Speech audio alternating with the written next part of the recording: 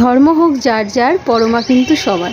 তাই আজ যাচ্ছি বড়মার পুজো দিতে। নৈহাটি স্টেশন থেকে 1 নম্বর প্ল্যাটফর্ম দিয়ে রওনা শুরু করলাম।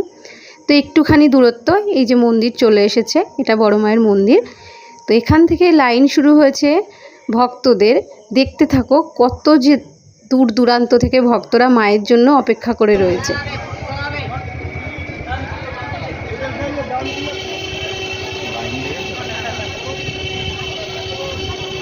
শুধু একবার মায়ের সান্নিধ্য পেতে এইভাবে অপেক্ষা করে থাকা মানুষগুলোর কিন্তু কোনো বিন্দুমাত্র কষ্ট নেই। শুধু একবার মাকে সামনে থেকে দর্শন করবে, মাকে পুজো দেবে। দূর দূরান্ত থেকে মানুষ এসে প্রতীক্ষা করে রয়েছে। মায়ের মন্দির থেকে গঙ্গার ঘাট খুব বেশি দূর নয়।